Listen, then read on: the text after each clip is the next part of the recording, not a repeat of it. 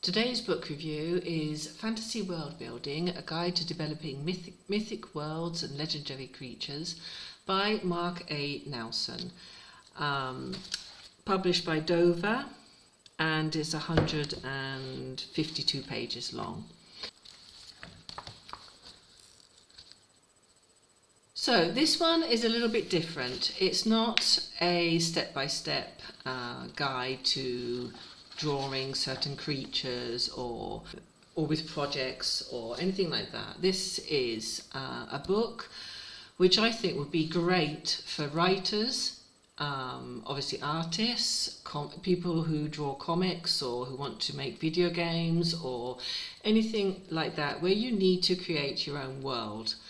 Mark gives a lot of good advice. There are lots of his illustrations throughout the book which are incredible. But he gives you a lot of good advice about how to build your own fantasy world, what to think, things to think about, and how to go about it, and how to do research. Make sure you do lots and lots of research to get everything correct. Sorry for the glare. I have to put the light on today because it's so dark. Okay. The contents. There's a foreword by Todd Lockwood, then visual problem solver, ideas, habitats, animals, birds, fish, insects, survival, warfare, spirit, wardrobe, architecture, tech industry, transportation, otherworldly, putting it all together, and acknowledgements.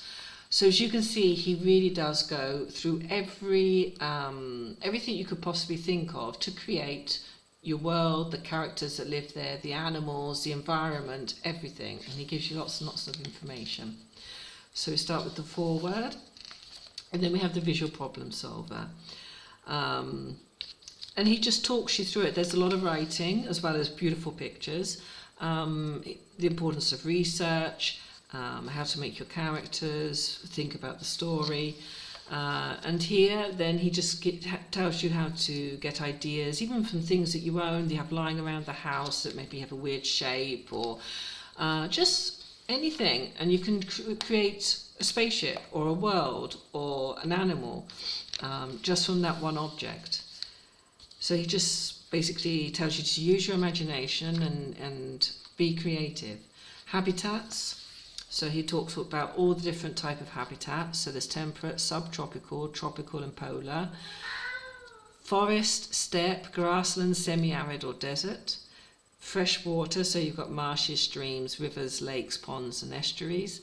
Marine habitats, so salt marshes, the coast, the intertidal zone, reefs, bays, the open sea, the seabed, deep water and submarine vents. He really does cover everything and gives you lots of great ideas, and he also goes into his techniques on drawing. Later on we'll see he does digital drawing obviously, and he tells you how he goes about that as well, the different layers he does, the different methods he uses. So as you can see, the images are incredible. I hope you can see them okay despite the glare. And apologies for my cat meowing in the background. She gets annoyed when I do these things. And yeah, it just takes you all through. So then you've got animals, so he'll go through the different types of eyes, the mouths, the claws, the different shapes, what types of animals they could be, and just gives you plenty of ideas. So you can use this as a base and then carry on.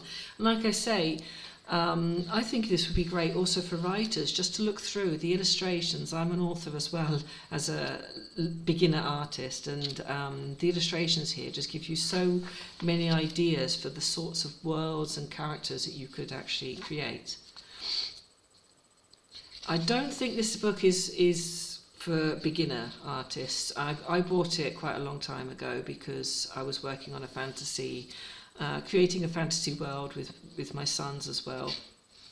And I didn't draw anything from it. I haven't so far drawn anything from it. Now that I'm a bit further ahead with my drawing, I might go back and try some of these sketches and just see if I can learn some of the techniques, especially the inking. I love doing inking. So yeah, there's just so much fish, So he starts off with the basic form of the fish and then turns it into something weird and wonderful. And he explains how he does all that. And insects, obviously I have to stop at this page because this has got dragonflies, my favourite insect, as you might have guessed. Yeah, so he just goes through about how you can change an insect. You can take certain parts of an insect, change it, meld them together, and create your own insect. Survival, so you think about the environment they're in, how they might survive, what they need to eat. And this is one of his digital drawings that he takes you from the sketch, then to the underlay, and to the final result here. And he explains here, sorry. So, he explains his steps for getting there. Warfare, so the sort of weapons that your characters might use, depending on when it's set, what sort of world they live in. Then spirit, so it talks about cults, culture and myths and everything like that.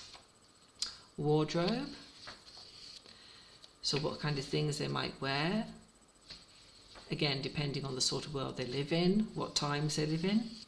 Architecture, so he goes right from the basics and then he takes you up to modern day architecture as well. And again, some fantastic drawings. Here he shows you, he takes a city, looking down on it, and he takes you right to the end result here. So yeah, it's just packed full with ideas. Tech industry. So again, depending on when your world, what times your world is set in, how advanced the civilization is. Transportation.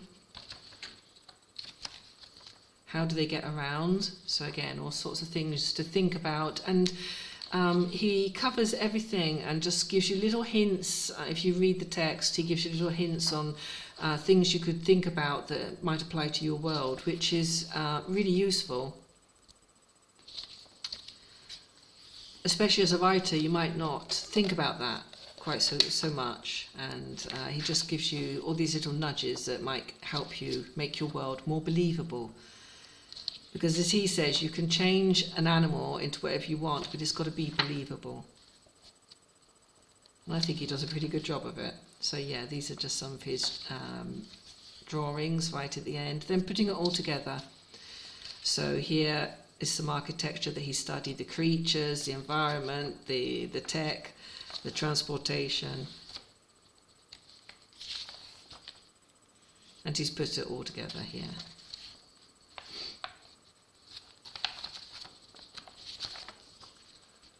So as you can see, there's no step-by-step projects, and there's no teaching you how to draw. And it gives you plenty to think about, and I think it's wonderful for anyone who needs to create a world in whatever media they use. So yeah, definitely a 5 out of 5 book, brilliant illustrations, and well worth getting if you're a writer as well.